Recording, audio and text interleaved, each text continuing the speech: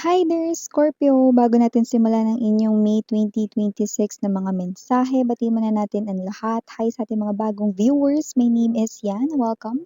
Returning is Buyers. Thank you sa inyong walang sawang love at support for me. Kung di niyo pa alam, mayroon pa tayong other channel. Link down below sa ating description box. If interesado, click lang po yan para makarating po kayo there. Araw-araw nag-upload tayo ng collective readings for all signs doon. Crosswatchers ni Scorpio, welcome to rin. May Scorpio placements sa natal/birth chart, welcome din kayo. Just take only what resonates. Maraming salamat, Archangel Michael, together with the guardian angels of Scorpio.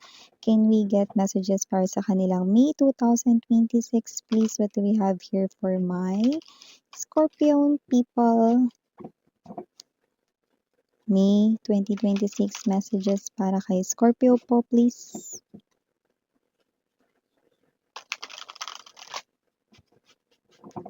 Scorpio.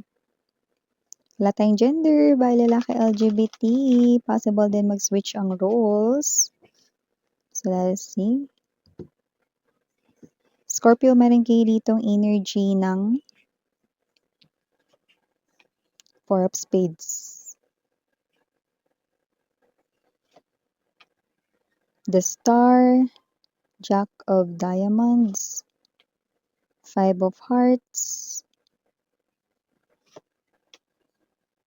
Seven of Diamonds, Jack of Clubs,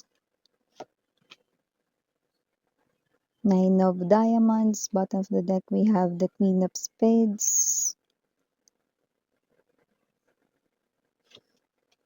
Ten of Diamonds, and the King of Hearts. Oh, King of Diamonds, pero King of Hearts ang nabanggit ko. Okay. So, there is someone here wealthy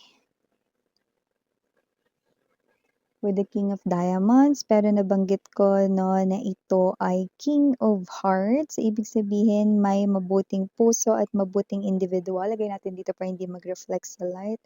Etong person na to, okay?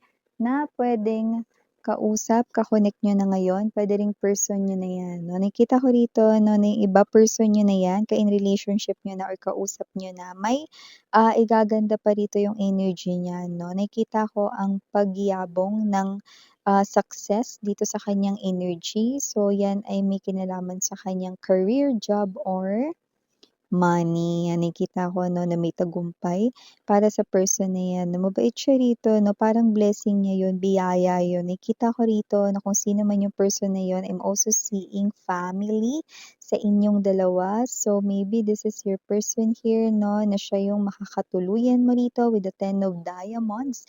This is kasi the Ten of Pentacles energy, sweethearts, no. So, I'm seeing wedding ceremony and I'm seeing that this person here ay mapagmahal. Yan, no, nakita ko rito na itong person na to ay matatanggap niya rito, no, yung mga parang pagiging moody mo sometimes, no, or feeling mo parang sometimes may toyo ka. Sinong hindi?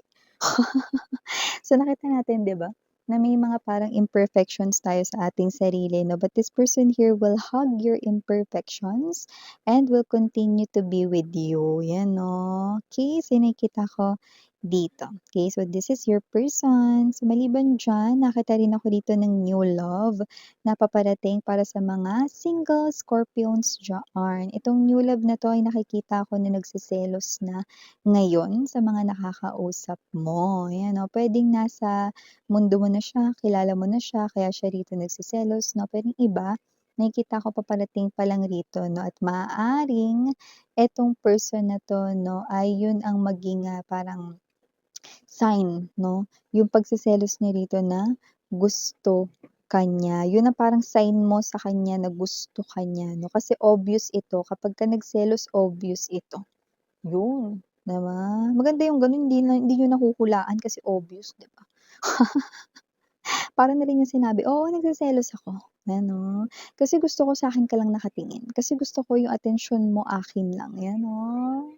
Pero 'wag kang mag-alala, hindi naman gano'n yung approach niya, hindi naman siya yung energy rito 'no, na super selosa na nakakasakal na hindi, 'no. This person here ay cute yung pagkaselos niya rito, okey, at hindi ko rin nakikitang magiging sagabal yun 'no, kung sakaling maging kayo ng new person na yarn. Okey, so meron pala ritong someone na watch your back. Kasi nakikita ko meron ditong someone na puwedeng i-stab kayo sa inyong likuran, especially when it comes to your money, 'yan, oh. Money ito more likely, okey? So nakikita ko rito na itong person na 'to ay puwedeng hindi mo maiisip kahit minsan na siya yung kumuha ng pera mong nawawala or may mawawala kang pera, siya yung kumuha. Kasi puwedeng kilala mo 'tong tao na 'to bilang bakit niya gagawin yun? Eh, may pera rin naman siya, may trabaho rin naman siya, hindi niya yun gagawin 'yan 'no, pero siya yung kukuha or siya yung kumuha nun, see? Parang yun ay klase ng energy na mini-mislead kayo dito 'no. So, may energy rito na parang hindi mo siya paghihinalaan na siya yung kumuha nun kasi puwedeng ah, never siya kumuha ng kahit na ano sa'yo at never siyang nangutang ng kahit na ano sa'yo, pero malikot yung kamay niya, 'yan 'no. Hindi ko naman nakikita na meron siya ditong, na parang hindi ko naman nakikita na siya kleptomaniac 'no, yung kumukuha ng mga gamit 'no, hindi.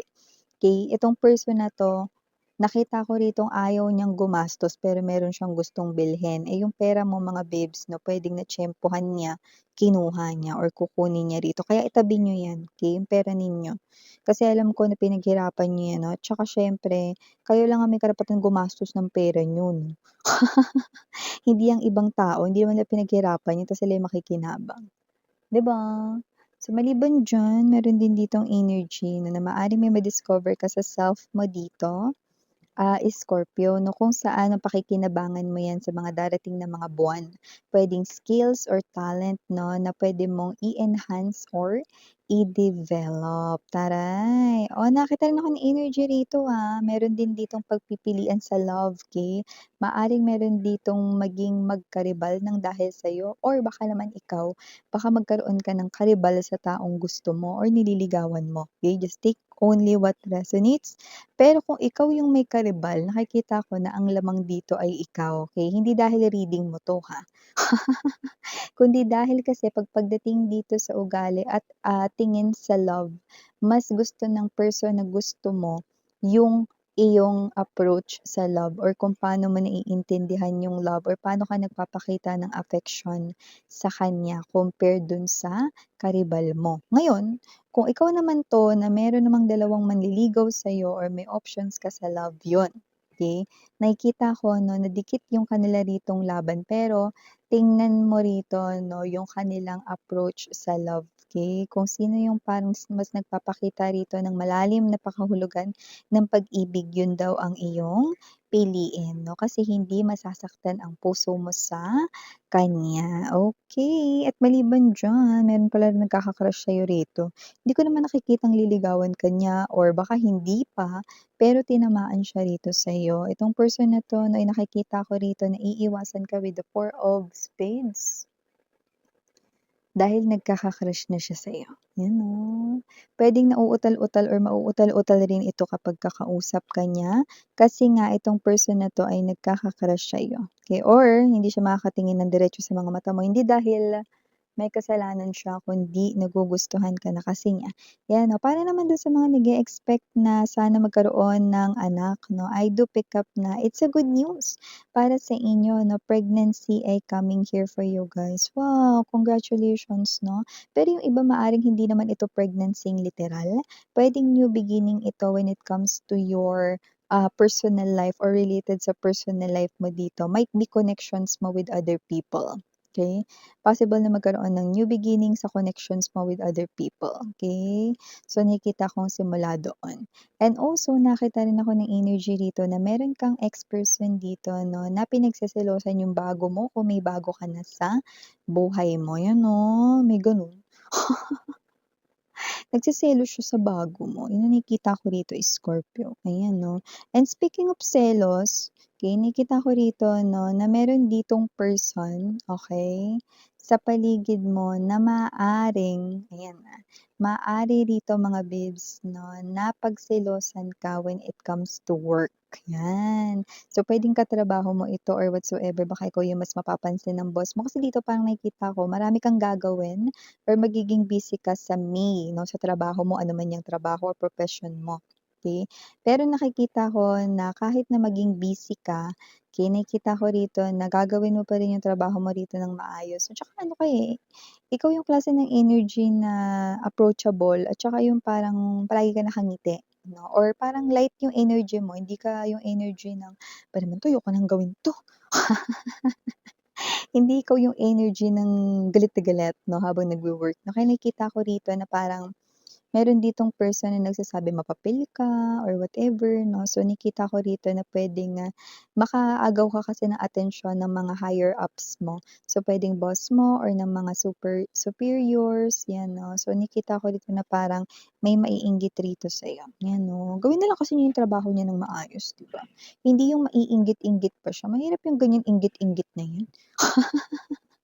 Parang na rin niyang sinabi 'no na wala siyang match sa'yo, 'di ba? So, parang minaliit niya na rin yung sarili niya. Ang mabuti pa, gawin niya yung iaangat ng kanyang self, 'di ba? Tsaka huwag niya ikumpara yung sarili niya sa'yo 'no. Magsimula siya dun, kasi kapagka hindi niya na kinumpara yung sarili niya sa'yo, magiging malaya siya. Hindi na siya yung klase ng energy na lagi ka niyang titingnan, kukumpara yung ginagawa mo sa kanya, mahirap yun, 'di ba? Hindi talaga siya makaka-move forward sa sariling life at success na gusto niya, 'di ba? Oo, sa loob ng family maaaring may blessings na pumasok sa inyo rito 'no. Nakita ko rito na posibleng may fast recovery kung meron bang nagkasakit sa family, 'yan 'no. Nakita ko yung fast recovery, healing para diyan 'no, at hindi lang healing, blessings din. May papasok ko rito na blessings, good news sa loob ng tahanan lalo na kung ang family ninyo 'no ay puwedeng may negosyo, 'yan. Kahit ano, kahit small business 'yan, big business, 'yan, oh. Nakikita ko yung blessings dun tatama, okey? So, wow, dun pa lang sa health 'no, mag-i-improve. Naku, yes na talaga tayo dun, Scorpio, 'di ba? Ta's papasok pa yung pera sa loob rito, 'di ba, ng, inyong tahanan sa negosyo ninyo, family business, 'di ba? So, nakita rin ako dito ng energy mga babes 'no, na meron ditong person na gusto ritong humingi ng sorry sa'yo, Scorpio. Baka nagkaroon 'to ng, um, what's this, atraso sa'yo, 'yan 'no. Kasi may energy siya rito na sa May magso-sorry siya sa'yo. Nakita kong maglalakbay siya, babiyahe siya para mag-sorry ng personal sa'yo. So, whoever this energy is 'no, maaaring may atraso ito sa'yo or meron siyang utang na loob sa'yo, 'yan 'no. Literal na parang pinagtaguan ka niya, may involved din na pera. So, puwedeng umutang din 'to sa'yo dati ta's nagtago siya kasi wala siyang pambayad pa. Pero nakita ko rito na maaaring puntahan ka niya, might be 3rd week or 4th week ng May, 'yan 'no. Kasabay ng pagbabalik ng perang hiniram ay ang paghingi rito ng sorry sa'yo, okey? Alam niya kasing mabait ka at mabuti ka ritong person, Scorpio 'no, at nagi-guilty siya 'no, na hindi niya agad naibalik yung pera dahil sa mga sitwasyong kinaharap niya rito 'no, 'yan, okey? Pero kung sino man ito 'no, at least ibabalik niya, dun tayo mahal. 'Pag inabot, kunin mo na agad. Para hindi magbago yung isip niya, 'di ba? Pagkaabot, "Ay, thank you mare, ayan oh. O sige, tinatanggap ko na yung sorry mo." Okay, sa maliban din diyaan, maaaring may bigyan ka rin dito ng advice, isang friend 'no, na for the first time manghihingi ng advice sa'yo when it comes to love. Maaaring papasok or pumasok siya sa isang bagong relationship ng hindi mo nalalaman. Tapos dahil nanghingi siya rito or manghihingi ng advice sa'yo, malalaman mo na siya ay in relationship at maaaring nagkakaroon ng parang tampuhan sa kanilang dalawa, pero dahil first time niya nga ito, hindi niya alam ang gagawin kaya humihingi siya rito or hihingi siya sa'yo ng advice. 'Yan 'no, nakikita ka kasi niya dito as a good friend or sa mga friends niya, ikaw yung nakikita niya ditong makakapagbigay ng maayos or matinong advice, 'yun. May mga friends talaga tayo 'no, na minsan judgmental, eh.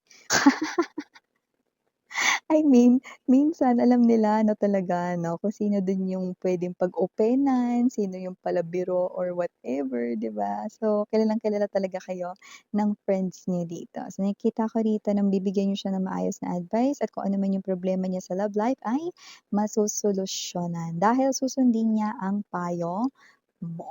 So, ito yung mga nakuha nating mensahe para sa'yo, Scorpio. Maraming salamat sa oras mo. Again, I'm Yuriana, only for the girls, and Yana Duna for the boys.